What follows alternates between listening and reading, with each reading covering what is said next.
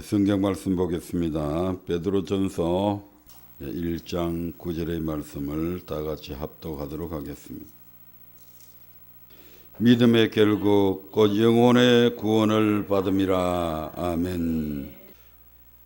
오늘도 우리에게 주신 본문 말씀 베드로전서 1장 9절의 말씀을 통해서 영혼을 위한 수고를 하라는 세 번째 설교를 하도록 하겠습니다. 이 제목을 통해서 주님은 끊임없이 우리에게 육체가 아닌 영혼을 위해서 살라고 수고할 것을 명령하고 있습니다. 왜 주님께서 우리에게 육체가 아닌 영혼을 위해서 살라고 명령하셨을까? 첫 번째가 살리는 것은 영이요 육은 무익하기 때문이라고 말씀하고 있습니다. 우리의 영혼의 삶은 영원하지만 육신의 삶은 영혼에 비하면 단 1초도 되지 못하는 그런 짧은 순간입니다. 그러니까 순간을 위해서 살지 말고 영혼을 위해서 살아라. 근데 육은 아무리 영원토록 살리고 싶어도 살 수 없습니다. 이미 하나님께서 죽음을 이미 선포하셨고 그래서 죽기 때문에 이 육은 아무리 살려놔봐야 소용이 없습니다. 여러분 어떤 기업을 여러분들이 직장을 취직을 하려고 그러는데 한 달에 1억을 준다는 회사가 있습니다. 근데 그 회사는 영원한 회사가 아니고 30일도 제대로 한 달도 제대로 못 가는 그런 회사입니다. 근데 한 회사는 연봉 3천만 원밖에 안 된다고 칩시다. 근데 그 회사는 튼튼하고 여러분들이 정년퇴직할 때까지 여러분들이 안심하고 다닐 수 있는 그런 회사라고 한다면 여러분은 어떤 회사를 택하실래요? 당연하지 않습니까? 마찬가지로 우리의 육과 영을 비교해 볼 때에 영혼의 삶은 영원하지만 육신의 삶은 잠깐밖에 안 된다 이 말입니다. 그래서 우리 하나님께서는 영원한 가치를 위해서 살아가야지 왜 그 찰나밖에 안 되는 순간을 위해서 살려고 그러냐. 그래서 우리에게 영원히 살 수 있는 삶으로 나아가라고 우리에게 명령하고 있는 겁니다. 두 번째로 우리가 주님께서 육체가 아닌 영혼을 위해서 수고할 것을 명하신 두 번째 이유는 날 때가 있으면 죽을 때가 있다고 하는 사실입니다. 우리는 시간 속에서 살아가고 있는 시한부 인생입니다. 100년 빨리 죽고 100년 늦게 죽는 차이가 있을 뿐이지 죽는 것은 꼭 마찬가지다 이 말입니다. 그런 우리에게 하나님께서는 솔로몬이라고 하는 사람을 통해서 우리에게 뭐라고 교훈하고 있습니까? 하나님께서 우리에게 네 잡디 잡는 시한부 인생 거기에 매달려 살지 말고 영혼을 사모하면서 살아가는 마음을 우리에게 주셨다고 말하고 있습니다. 하나님께서는 우리의 마음속에 뭐 기껏 해봐야 100년밖에 살지 못하고 이 삶 살고 나면 끝나는 거 그래 뭐 이왕 죽을 거 먹고 마시고 내 마음대로 살다가 죽자 이렇게 포기하며 사는 것을 원치 아니하시고 우리들 각자의 마음속에 무엇을 심어주셨다고요? 영혼을 사모하는 마음을 주셨다. 아멘. 이 영혼을 사모하는 이것이 그냥 한낱 꿈과 같은 것이고 그것은 그냥 꿈으로서 끝나는 것이냐? 아닙니다. 솔로몬은 그의 전도서의 교훈을 통해서 마지막에 일의 결국을 다 들었으니 하나님을 경외하고 그 명령을 지킬지어다. 이것이 사람의 본분이다. 이 사람의 본분대로 너희들이 살아가기만 하면 영혼을 사모하는 그 마음이 꿈으로서 말로서 끝나는 것이 아니고 그것이 너희들에게 그대로 현실이 되어진다. 이것을 우리에게 교훈해 주셨던 것입니다. 그래서 우리 주님은 우리에게 육신을 위한 수고보다도 영혼을 위한 수고에 우리의 관심을 포커스를 거기에 맞추고 살아가라고 우리에게 명령하고 있는 것입니다. 세 번째로 오늘 우리가 집중해서 드려야 될 말씀은 범죄한 그 영혼은 죽기 때문에 우리는 육신을 위해서 살지 아니하고 영혼을 위해서 살아야 된다는 것입니다. 어머니의 태에서 나온 건강한 아이가 성인이 되고 세월이 흘러서 늙어서 죽기까지 아무 탈 없이 무병하게 살 수 있다면 얼마나 좋겠습니까? 하지만 그렇게 사는 사람은 단 한 사람도 없습니다. 아멘. 우리 영혼도 마찬가지입니다. 죄와 허물로 죽었던 우리의 영혼은 예수님께서 십자가에 피 흘려 죽으시고 그 예수님의 피의 공로를 의지하고 믿을 때에 우리는 이 예수 그리스도로 말미암아 성령으로 다시 거듭나게 됩니다. 아멘. 예. 그래서 우리가 이제 하나님의 자녀로서 새로운 피조물로서 살아가게 되는데 이 새로운 피조물로 살아가게 되는 우리의 영혼은 언제나 우리의 영혼도 건강한 상태를 유지하는 것은 아니라 이 말입니다. 우리의 영혼도 때로는 병에 걸려 고통받을 수도 있고 심지어는 그 병이 중에서 죽음에까지 이를 수도 있다는 것입니다. 이것을 성경을 통해서 하나하나 알아보도록 하겠습니다. 첫 번째로 창조시대의 아담과 하와의 삶을 통해서 우리는 이를 확인할 수 있습니다. 하나님의 흙으로 사람을 지으시고 그 아담의 코에 생기를 불어넣어서 사람으로 하여금 생명이 되게 만드셨습니다.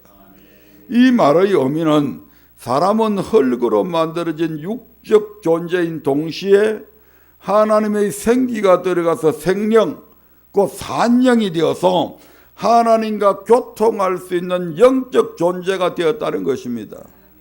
우리 하나님은 어떤 분입니까? 그분은 영입니다. 아멘. 그 하나님이 영이신 그 하나님과 내가 교통하고 사귐이 있고 교제를 하려면 내가 무엇이 되어야 된다는 얘기입니까? 육을 가지고서는 교통이 안 된다 이 말입니다. 육신 덩어리로 된 나와 영이신 하나님과는 교통 자체가 불가능합니다. 그래서 하나님께서는 우리를 뭘 만드셨다고요? 영적인 존재로 만들어 놓으셨다 이 말입니다. 아멘. 그래서 우리의 영과 하나님의 영이 끊임없이 교통할 수 있도록 만들어 놓으셨습니다.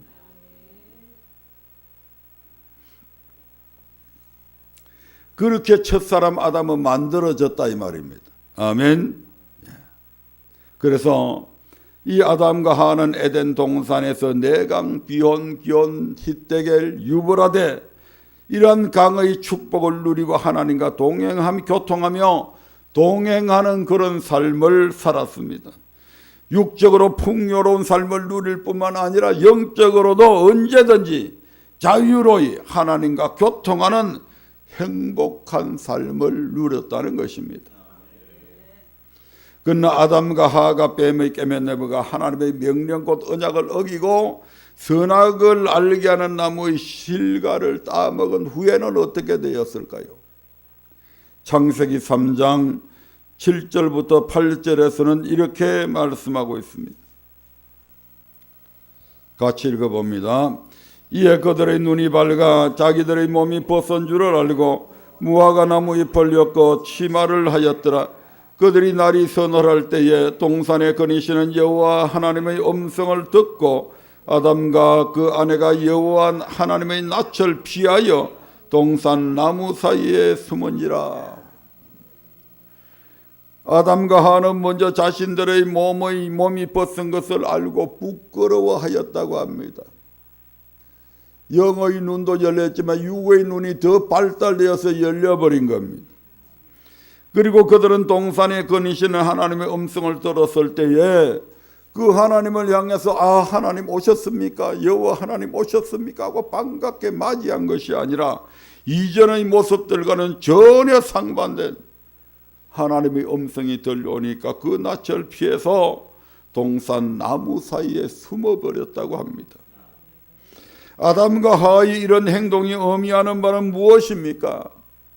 성경은 첫사람 아담이 하나님의 명령을 어기고 선악을 알게 하는 나무의 실과를 따먹음으로 인해 세상에 죄가 들어오게 되었다고 말씀합니다. 로마서 5장 12절의 말씀을 한번 보겠습니다.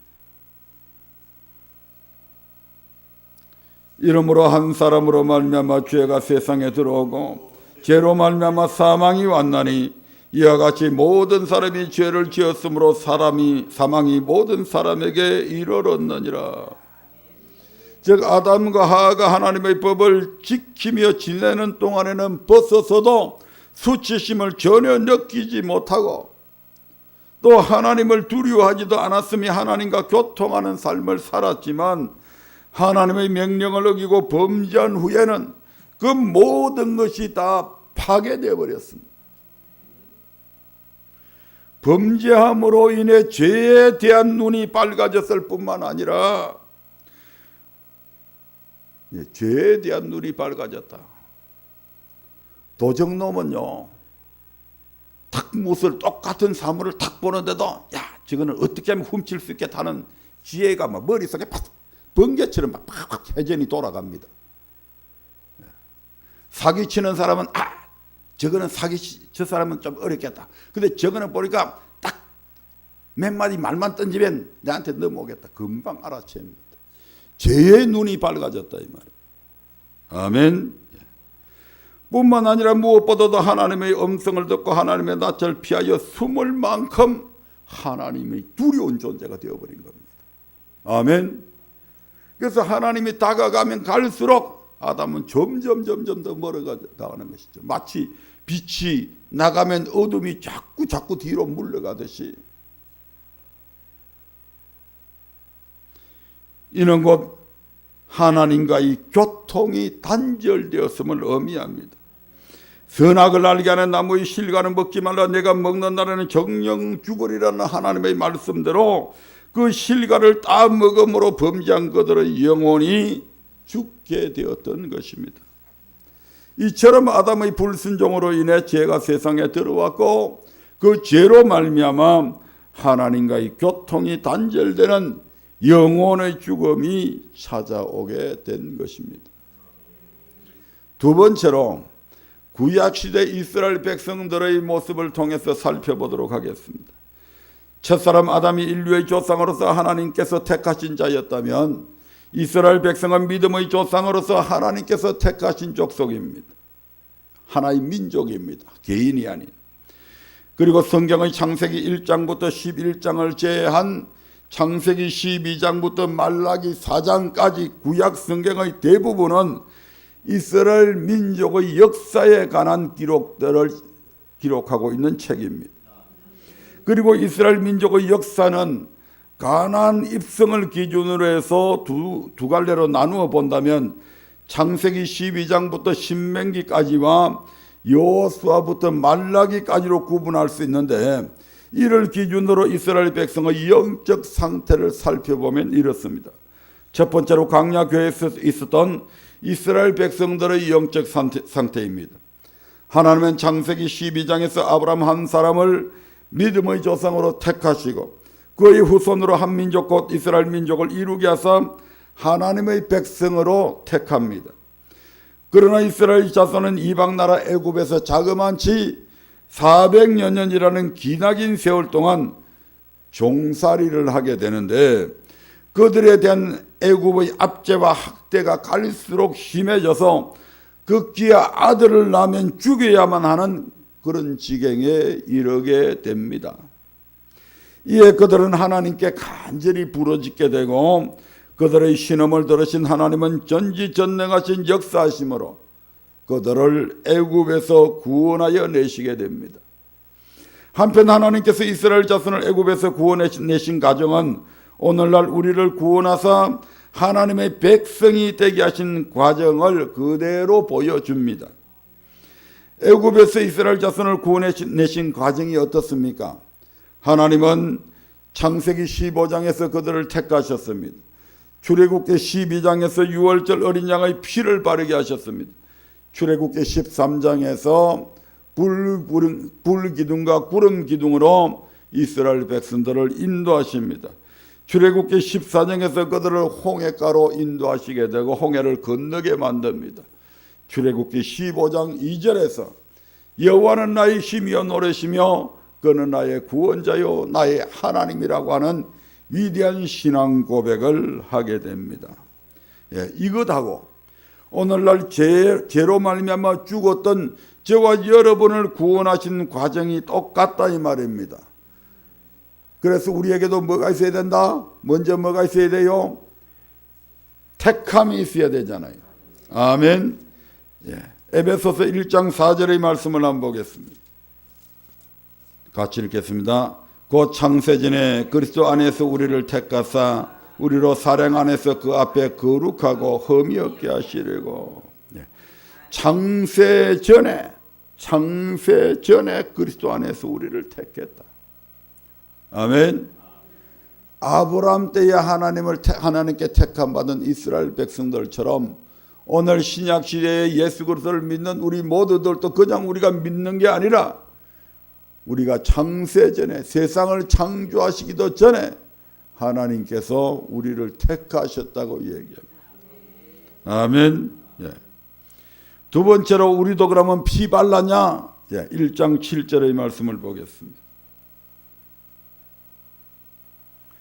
우리가 그리스도 안에서 그의 은혜의 풍성함을 따라 그의 피로 말미암아 구속 곧 제사함을 받았으니.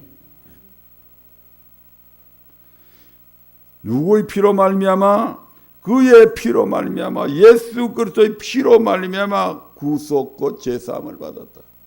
이스라엘 백성들은 유월절 어린 양의 피를 발라서 그들의 죄를 애굽에서 노예로 살아왔던 그들의 삶을 청산했지만 우리는 예수 그리스도의 보배로운 피로 말미암아 우리는 제사함 받고 구속함 받았다 이 말입니다.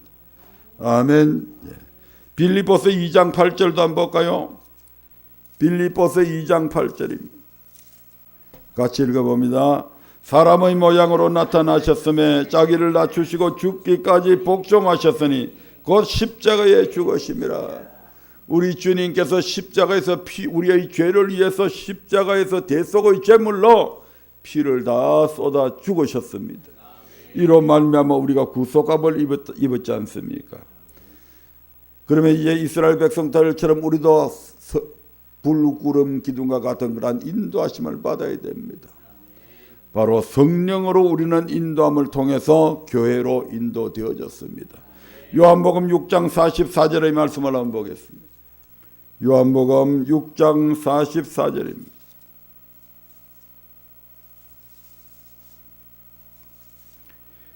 나를 보내신 아버지께서 이끌지 아니하면 아무라도 내게 올 수 없으니 오는 것을 내가 마지막 날에 다시 살리리라. 아멘. 나를 보내신 예수님을 이 땅에 보내신 아버지께서 이끌지 아니하면 아무라도 주님께로 올 수 있다 없다? 못 온다. 그래서 저와 여러분들이 똑똑해서 예수님을 찾고 예수님을 찾아 나와서 이분이 나를 위해서 십자가에 피 흘려 주신 분이구나, 이게 아니란 말입니다. 하나님께서 우리를 주님 앞으로 이끄셔서 성령으로 말미암아 하나님의 엄청난 사랑을 우리에게 공급해 주시고 그 성령으로 말미암아 부원받은 그 사랑을 통해서 이 예수님이 바로 나를 위해서 십자가에 피 흘려 죽으신 그분이구나 하는 것을 알게 해주셨고 그분을 뜨겁게 사랑하는 마음으로 우리 속에 채워주셨습니다. 아멘. 그리고 그래서 오늘 저와 여러분들이 교회로 인도되어졌다 이 말입니다. 교회로 인도되어진 우리에게 하나님은 어떻게 하십니까? 우리로 하여금 하나님의 사랑을 알게 해서 예수를 구주로 고백하게 만듭니다. 로마서 5장 5절의 말씀을 한번 보겠습니다.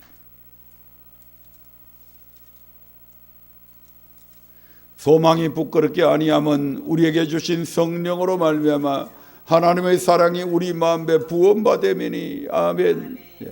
성령을 통해서 하나님의 사랑이 우리 마음속에 찔끔 준 게 아니고 부었다. 아멘. 그렇게 붓게 되니까 그 성령으로 말미암아 이러한 고백이 나오게 되는 것입니다. 고린도전서 12장 3절의 말씀 봅니다. 그러므로 내가 너희에게 알리게 하노니 하나님의 영으로 말하는 자는 누구든지 예수를 저주할 자라 하지 않고 또 성령으로 아니하고는 누구든지 예수를 주시라 할 수 없느니라. 아멘. 그래서 이 성령으로 말미암아 우리의 마음에 막 부어주신 그 크신 사랑을 인해서 예수님을 우리가 뭐라고 부른다고요? 주님하고 이렇게 부르게 된다 이 말입니다. 아멘. 주는 그리스도시요 살아계신 하나님의 아들이라고 하는 위대한 고백을 그래서 우리도 하게 된 겁니다. 이와 같이 하나님께서 애굽에서 종살이하던 이스라엘 백성을 그곳에서 구원하여 내신 과정과 죄로 죽었던 저와 여러분을 구원하신 과정은 동일하다 이 말입니다. 즉 이스라엘 백성이 애굽에서 구원받은 것은 오늘날로 볼 때 죄에서 구원받은 것과 같은 의미입니다. 뿐만 아니라 고린도전서 10장 1, 2절을 보면 이스라엘 백성이 모세를 따라 홍해를 건너고 여호와를 구원의 하나님으로 고백한 사건을 가리켜서 세례받은 사건이라고 기록하고 있습니다. 같이 읽어보겠습니다. 고린도전서 10장 1절 2절입니다. 형제들아 너희가 알지 못하기를 내가 원치 아니하노니 우리 조상들이 다 구름 아래 있고 바다 가운데로 지나며 모세에게 속하여 다 구름과 바다에서 세례를 받고. 아멘. 이스라엘 백성들이 홍해 바다 안으로 들어간 그 사건이 무슨 사건이다? 세례받은 사건이다. 신약에서 세례는 어떤 사람에게 줍니까? 성령으로 말미암아 주가 그리스도시요 살아계신 하나님의 아들이라고 고백한 사람들에게 세례를 베풀어 주시잖아요. 아멘. 따라서 홍해를 건너서 여호와를 구원의 하나님이라 고백한 이스라엘 백성을 가리켜서 세례를 받았다고 표현한 것은 당시 모세와 함께 애굽에서 나와 홍해를 건넌 이스라엘 백성은 영적으로 볼 때 성령으로 말미암아 예수를 구주로 고백한 자와 같음을 의미하는 것입니다. 즉 하나님의 전적인 은혜로 애굽에서 광야로 구원받아서 광야로 들어간 이스라엘 백성은 죄로 죽었던 영혼이 성령으로 말미암아 거듭난 자들과 같다는 것입니다. 또 이어지는 말씀을 보면 그들은 다 같은 신령한 식물을 먹으며 다 같은 신령한 음료를 마셨다고 합니다. 3절 4절의 말씀을 봅니다. 다 같은 신령한 식물을 먹으며 다 같은 신령한 음료를 마셨으니 이는 저희를 따르는 신령한 반석으로부터 마셨음에 그 반석은 곧 그리스도시라. 이스라엘 백성은 하나님의 은혜로 새 풀무와 같은 애굽에서 구원받았을 뿐만 아니라 광야의 길을 걷는 동안에는 하나님께서 주시는 일용할 양식과 생수를 공급받는 등 하나님의 특별한 보호와 인도하심 안에 있었다는 것입니다. 그런데 이런 그들의 다수가 어떻게 되었다고 성경은 말씀합니까? 5절 말씀 보겠습니다. 그러나 저희의 다수를 하나님이 기뻐하지 아니하신 거로 저희가 광야에서 멸망을 받았느니라. 모세에게 속하여 구름과 바다에서 세례를 받은 자들 가운데 다수가 하나님께서 기뻐하지 않으심으로 인해서 저희가 광야에서 멸망을 받았습니다. 이 사건을 히브리서 3장 17절부터 19절에서는 다음과 같이 기록을 하고 있습니다. 또 하나님이 40년 동안에 누구에게 노하셨느냐? 범자여 그 시체가 광야에 엎드려진 자에게가 아니냐? 또 하나님이 누구에게 맹세하사 그 안식에 들어오지 못하려 하셨느냐? 곧 순종치 아니하던 자에게가 아니냐? 이로보건대 저희가 믿지 아니함으로 능히 들어가지 못한 것이라. 이스라엘 백성들이 40년 동안 광야 교회에 있으면서 범죄하고 불순종함으로 인해서 하나님께서 그들에게 진노하사 광야에 엎드러지게 하시고 하나님의 안식국 가나안 땅에 들어가지 못하게 하셨다고 합니다. 누가 그렇게 하셨다고요? 하나님께서. 모세와 함께 광야 교회에 있었던 이스라엘 백성은 분명 영적으로 볼 때 거듭난 자들입니다. 즉 성령으로 말미암아 죽었던 영혼이 다시 살아난 자들이라 이 말입니다. 뿐만 아니라 광야 생활하는 동안 그들은 때마다 자신들의 필요한 모든 것을 부족함 없이 채워주시는 하나님의 은혜와 사랑을 직접 체험한 자들입니다. 아멘. 그럼에도 그들은 범죄함으로 인해, 다시 말해 하나님의 말씀에 순종하지 않음으로 인해 가나안에 들어가지 못하고 광야에서 하나님의 심판을 받아 멸망하고 말았던 것입니다. 이는 곧 그들의 영혼이 하나님의 안식고 천국에 들어가지 못하고 죽음에 이르게 되었음을 의미합니다. 하나님의 말씀을 어기고 범죄함으로 인해 저 그들이 지은 죄가 결국 그들의 영혼을 죽음으로 내몰아 갔던 것입니다. 그런데 그것은 구약 사람들에게만 해당되는 거라고요. 신약에서 예수 믿는 사람들은 그렇지 않다고요. 한 번 구원은 영원한 구원이라고요. 우리가 예수 그리스도의 피를 믿음으로 말미암아 우리가 성령으로 거듭났기 때문에 우리가 하나님의 자녀가 되었고, 이렇게 하나님의 자녀 된 사람들은 절대 지옥 안 간다. 이게 맞는 말입니까, 여러분?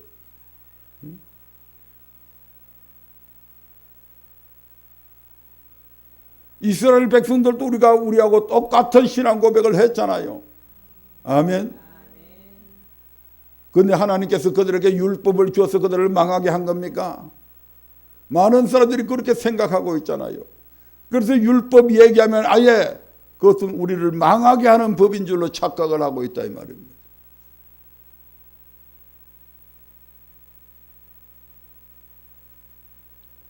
율법은 우리를 살리는 법인데 지키지 않으니까. 그럼 율법은 지킬 수 없다고요? 우리 하나님이 지킬 수 없는 우리 법을 우리에게 주어서 못 지킨다고 이스라엘 백성들을 멸망시켰다 이 말입니까?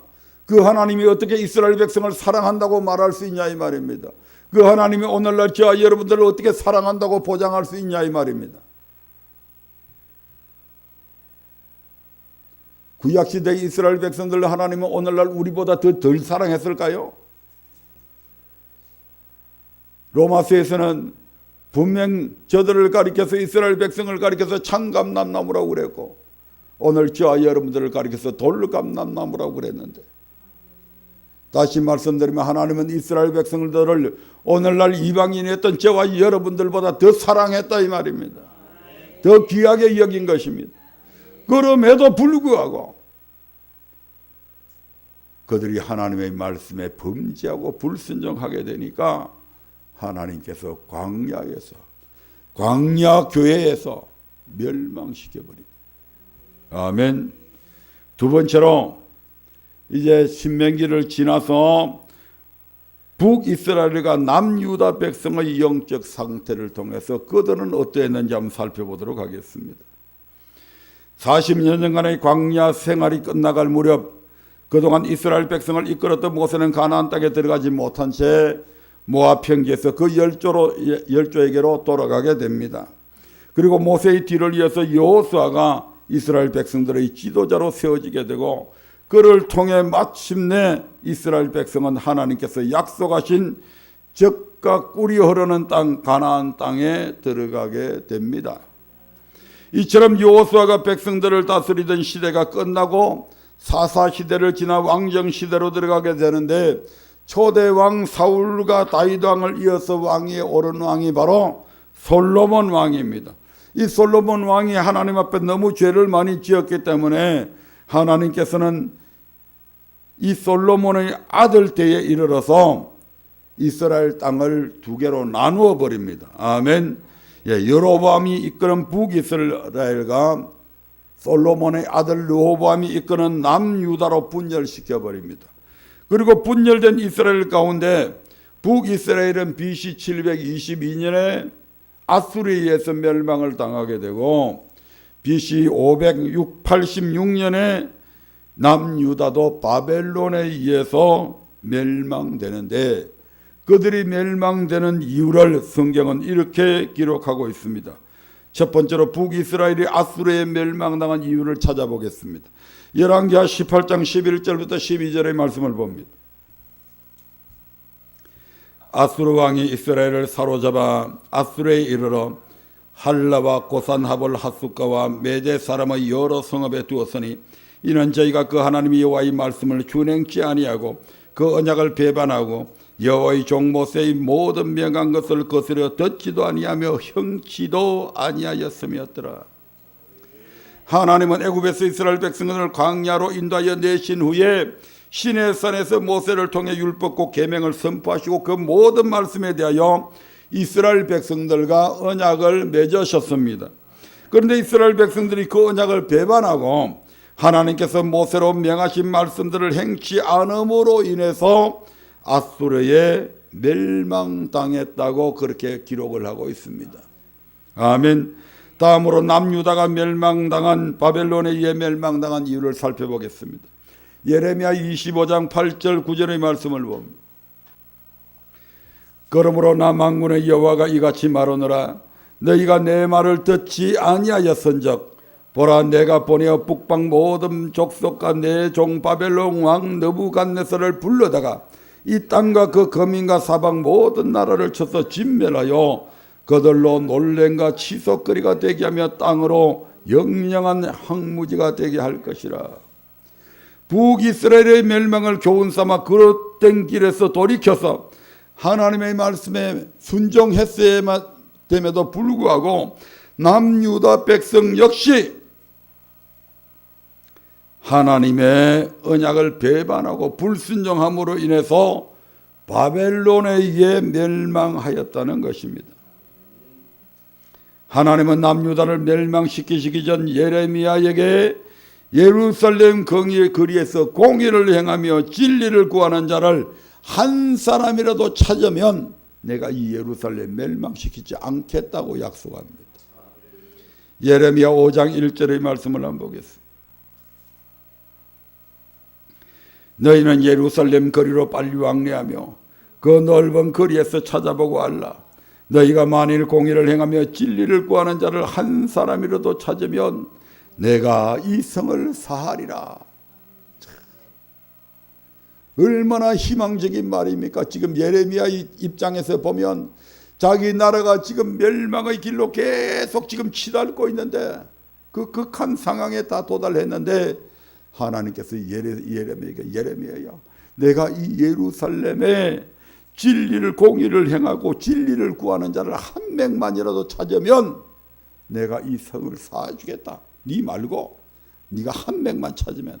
예레미야가 설마 한 명 없겠냐? 야, 이제는 살았다 싶어가지고 얼마나 하나님께서 그 영안을 열어주시는데 예루살렘을 구석구석 샅샅이 싹 뒤집어 보는데도 불구하고 결국 의인 한 명을 찾지 못했습니다. 아멘. 그래서 결국 예루살렘 성이 멸망당하게 되는 겁니다.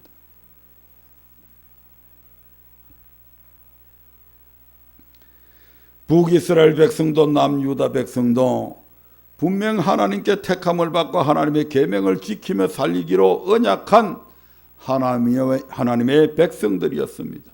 그럼에도 불구하고 그들이 하나님의 언약을 배반하고 하나님의 계명을 떠나 계속해서 범죄하는 삶을 살았기 때문에 하나님께서는 결국 그들을 멸망시켰던 것입니다. 이는 그들이 범죄함으로 인해 결국 그들의 영혼이 하나님께 심판받았다는 의미와 같습니다. 이처럼 아무리 하나님의 은혜를 힘입어 하나님의 백성이 되었다 할지라도 하나님과의 언약을 배반하게 되면 하나님은 언약하신 대로 심판할 수밖에 없음을 우리가 알 수가 있습니다. 이미 이 말씀은 하나님께서 예레미야에게만 준 말씀이 아닙니다. 이미 몇백 년 전에 모세 시대에 모세 오경 속에서 신명기에서 이미 선포된 말씀입니다. 어떻게 하면 너희가 이런 잘못을 저지르면 7배나 더 7배나 더 7배나 더, 그래서 그래도 돌이키지 아니하면 나중엔 자식을 삶아먹게 만들고, 그래도 돌이키지 아니하면 이방 나라에 포로로 잡혀갈 것이라고 이미 하나님이 심판이 그렇게 기록이 되어져 있습니다. 아멘. 그들이 끝내 돌이키지 않으니까 결국 이런 결과로 나타났다 이 말입니다. 우리 하나님은 언약의 하나님이시잖아요. 언약대로 행하면 반드시 복도 주시지만 언약대로 행치 아니하면 반드시 벌도 주시는 하나님이십니다. 아멘. 이제 마지막으로 그럼 신약 시대에 예수 믿는 저와 여러분들은 어떤지 살펴보겠습니다. 앞서 살펴본 고린도전서 10장 1절부터 5절에 이어서 6절 말씀을 보면 다음과 같이 기록하고 있습니다. 10장 6절의 말씀을 같이 봅니다. 그런 일은 우리가 있고 우리 되어 우리로 하여금 저희가 악을 즐겨한 것 같이 즐겨하는 자가 되지 않게 하려 함이니 모세에게 속가여 바다에서 세례를 받고 신령한 식물을 먹으며 신령한 음료를 마신 이스라엘 백성들이 40여 년 동안에 범죄하고 불순종함으로 인해 하나님의 안식에 들어가지 못하고 광야에서 멸망당한 그 사건들이 오늘날 우리의 거울이 된다고 말씀하고 있습니다. 이는 오늘날 우리에게도 동일하게 그대로 이루어진다는 것입니다. 아멘. 너희들도 범죄하고 불순종하면 아무리 예수 그리스도의 피로 말미암아 너희들이 구속함을 받고 제사함 받고 성령의 인도하심을 따라서 교회를 나오고 그래서 주가 그리스도시여 살아계신 하나님의 아들이라고 하는 위대한 고백을 했다 할지라도 너희들도 범죄하고 불순종하면 이 사건이 너희들에게도 그대로 적용된다. 거울이다. 그러므로 예수 그리스도를 믿음으로 말미암아 죽었던 영이 거듭난 우리도 교회 생활하는 동안 하나님께 범죄하고 불순종하면 영원히 병들게 되고 그래도 깨닫지 못하고 끝내 돌이키지 않으면 마지막 날 하나님 앞에 섰을 때 우리의 영혼은 하나님의 말씀으로 심판받게 되는 것입니다. 어쩌면 구약시대에는 잘못이 있을 때 그때 죽여버렸습니다. 아멘. 개인들은 한 민족이 이렇게 포로로 잡혀간 것은 한 사건으로 끝나지만 개인이 잘못할 때는 그때 죽여버렸잖아요. 그런데 신약시대에 와서는 그래서 신약시대가 은혜의 시대라고 얘기하는 겁니다. 잘못이 있어도 그때 죽이지 아니하시고 마지막 죽는 그 순간까지 우리 하나님께서 우리에게 돌이킬 수 있는 기회를 주셨다 이 말입니다. 그럼에도 불구하고 끝까지 그 죽는 순간까지 우리가 돌이키지 않는다면 우리 하나님께서 반드시 지옥에 보내는 심판을 하게 됩니다. 아멘. 또한 계시록 2장부터 3장을 보면 예수님께서 사도 요한을 통해 7교회 사제에게 편지한 내용이 기록되어 있는데 그중 사대교회 사제에게 편지한 내용의 서두에 이렇게 기록이 되어져 있습니다.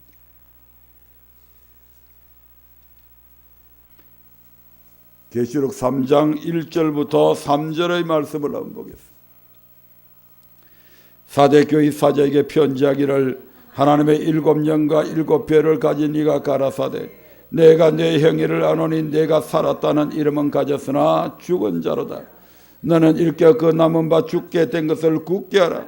내 하나님 앞에 내 행위의 온전한 것을 찾지 못하였나니 그러므로 내가 어떻게 받았으며 어떻게 들었는지 생각하고 지켜 회개하라.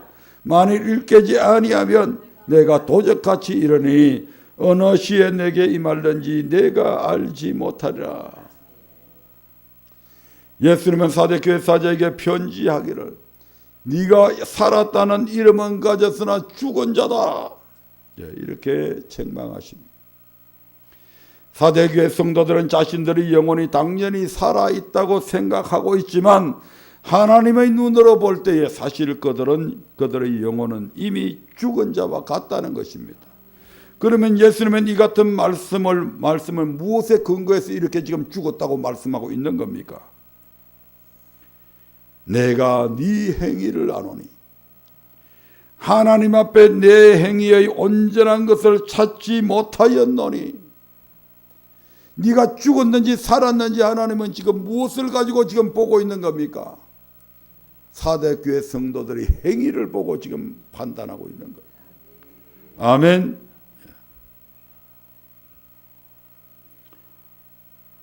예수님은 지금 사대교회 성도들의 행위가 하나님 말씀 안에서 온전하지 못함을 보시고 그들의 영혼이 죽었다고 지금 말씀하신 것입니다. 이처럼 사대교회를 통해 하나님 앞에 우리의 행위가 온전하지 못할 때 우리가 살았다는 이름은 가졌으나 실상은 죽은 자와 같다는 것을 알 수가 있습니다. 예수 그리스도를 믿음으로 우리의 영혼이 거듭났다 하더라도 하나님의 말씀대로 온전히 행하는 삶을 살지 않으면 우리의 영혼은 죽은 자와 같이 된다는 것입니다. 우리의 영혼은 직접적으로 하나님께 영광을 돌릴 수가 없습니다. 이 땅에서는. 우리 몸 안에 뭐가 있어요? 하나님이 우리 몸 안에 무엇을 지었어요? 심령을 지으셨잖아요. 마음도 있고 영도 있습니다. 아멘. 만약에 우리가 육신의 껍데기가 딱 없다고 칩시다. 내 영혼이 암만 선한 일을 행하려고 하는데 영적으로 선한 일을 직접적으로 나타내 보일 수 있습니까? 가능합니까? 불가능한 거죠. 내 영혼이 살아있으면 내 영혼이 살아있는 내 영혼이 강력한 힘을 가져서 내 육신으로 하여금 내가 지금 내 영혼이 하고자 하는 일을 지금 누구를 통해서 내 육신을 통해서 하게 만든다 이 말입니다. 아멘. 우리의 육신은요 마음의 지배를 받고 있잖아요. 아멘. 우리의 마음은 우리의 영혼의 지배를 받고 있습니다. 그래서 우리의 영혼이 우리의 마음을 지배하고 우리의 마음이 우리의 육신으로 하여금 야 너 그거 해 라고 하게 되면 육신은 하게 되어 있잖아요. 아멘. 그래서 우리가 육신으로 선한 삶을 하나님의 말씀에 순종하는 그런 온전한 행위를 하면 그 영혼은 지금 살아있다는 증거가 되는 것이죠. 아멘. 그런데 이 몸뚱아리가 하나님의 말씀대로 순종을 안 해. 그러면 이게 뭐가 죽었다 영혼이 병들었거나 죽어 있다는 증거가 되잖아요. 이게 힘달 가지가 없으니까 병이 들어서 힘달 가지가 없으니까 육신을 지배를 못하고 있는 거예요 지금. 아멘. 그러니까 이제 이게 영혼이 죽은 거잖아요. 아멘. 그래서 자기들 딴에는 막 껍적대면서 살았다고 떠들고 있지만 하나님의 눈으로 볼 때에 그들에게 온전한 행위, 말씀에 순종하는 행위가 없기 때문에 하나님께서는 네 영혼이 죽었구나 알 수가 있는 겁니다. 아멘. 마지막으로 시대를 물어나고 범죄한 영혼은 반드시 죽게 되어 있습니다. 우리는 모두 죄와 허물로 이미 죽었던 자들입니다. 아담의 후손으로 태어난 순간부터. 그러나 예수 그리스도를 주로 믿고 시인함으로 말미암아 하나님은 성령으로 말미암아 우리의 영혼을 거듭나게 해주셨습니다. 즉 죄로 죽었던 우리의 영혼이 다시 살리게 하는 은혜를 베푸셨다는 것입니다.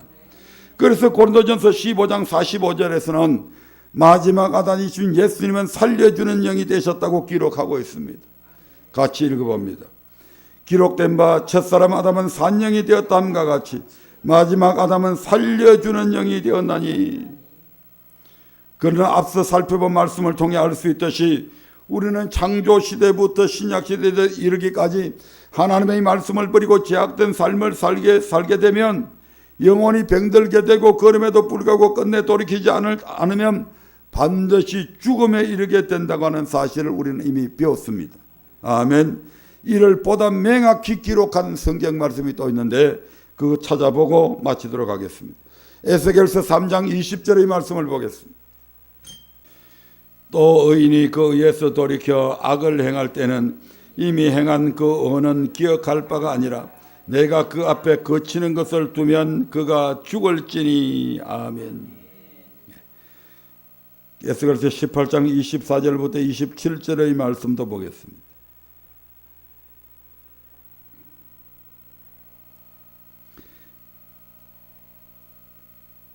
만일 의인이 돌이켜 그 의에서 떠나 범죄하고 악인의 행하는 모든 가증한 일대로 행하면 살겠느냐. 그 행한 의로운 일은 하나도 기억함이 되지 아니하리니 그가 그 범한 허물과 그 지은 죄로 인하여 죽으리라. 그런데 너희는 이르기를 주의 길이 공평치 않다는도다. 이스라엘 족속아 들어올지어다. 내 길이 어찌 공평치 아니하냐. 너희 길이 공평치 아니한 것이 아니냐. 만일 의인이 그 을을 떠나 죄악을 행하고 인하여 죽으면 그 행한 죄악으로 인하여 죽는 것이요, 만일 악인이 그 행한 악을 떠나 법과 의를 행하면 그 영혼을 보존하리라. 그러므로 우리는 성령으로 말미암아 예수를 구주로 시인하며 죄에서 구원받았다고 해서 안심해서는 안 된다 이 말입니다.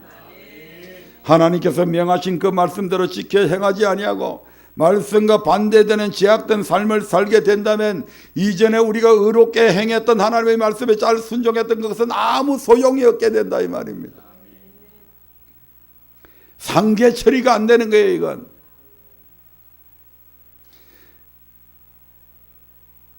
하나님께서 명하신 그 말씀대로 지켜 행하지 않고 말씀과 반대되는 죄악된 삶을 살게 되면 언제든지 우리의 영혼이 병들 수 있고, 그 죄악된 삶에서 끝내 돌이키지 않는다면 마지막 날 우리의 영혼이 하나님 앞에 서게 되었을 때에 기록된 하나님의 말씀에 따라 심판을 받게 된다는 사실을 꼭 기억하시길 바랍니다. 말씀을 맺으려 합니다. 지난 3주간에 걸쳐서 우리는 주님은 왜 우리에게 육체가 아닌 영혼을 위해 수고할 것을 명하셨을까? 영혼을 위한 수고를 하라고 왜 그렇게 설교했을까? 첫째로 살리는 것은 영이니 육은 무익하기 때문입니다. 영혼의 가치를 위해서 살아라 이 말입니다. 영혼은 영원하지만 육은 잠깐이다. 그래서 우리가 영혼의 비중을 두고 살아야 된다 이 말입니다. 두 번째로 날 때가 있으면 죽을 때가 있기 때문에 영혼을 위한 수고에 집중해야 됩니다. 인생은 시한부 인생이다 이 말입니다. 태어날 때가 있으면 날 때가 있으면 반드시 죽을 때가 있습니다. 아멘. 그리고 그 죽은 후에는 심판이 있기 때문에 우리는 영혼을 위해 살아야 됩니다. 왜? 영혼은 아직 심판을 받지 않았습니다. 육신은 심판을 받아서 완벽하게 죽었지만 영은 우리 하나님께서 죽었던, 심판받아서 죽었던 영혼을 다시 살려놓으셨잖아요. 이 다시 살려놓은 이 영혼은 아직 심판받지 않았다 이 말입니다. 아멘.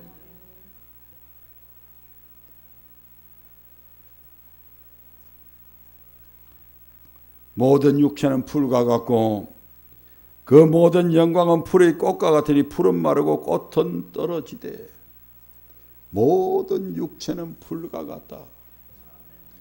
풀이 막 지금처럼 이 5월달처럼 막 무성하게 자랄 때는 그것이 막 한없이 뻗어날 것처럼 막 온 산을, 들과 산을 그냥 푸르게 막 물들이고 있잖아요. 그리고 거기에서 막 꽃이 만발하게 피어납니다.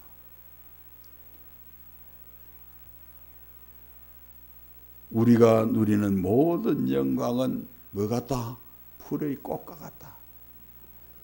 꽃이 11일 이상 가는 꽃은 별로 없습니다.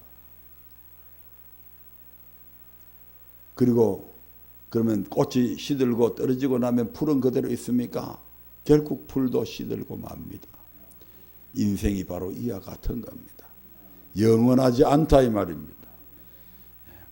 마지막으로 왜 영혼을 위해 수고하며 살아야 되는가? 범죄한 영혼은 죽기 때문에 그렇습니다. 예가 없습니다. 이것은. 아멘. 예가 없습니다. 아담도 이스라엘 민족도 신약시대에 있어서 피로 값준 성도들 영혼도 마찬가지다 이 말입니다.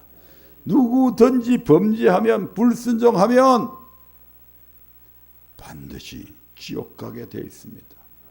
그렇기 때문에 우리는 우리의 영혼이 병들지 않도록, 혹 병들었다 하더라도 속히 다시 회복되어 강건해질 수 있도록 늘 우리 영혼을 스스로 진단해 보아야 합니다.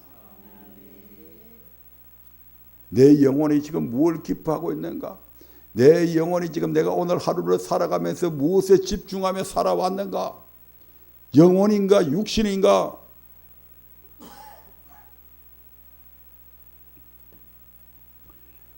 그래서 앞으로 계속해서 영혼의 자가 진단에 대해서 계속 말씀을 이어서 할 겁니다.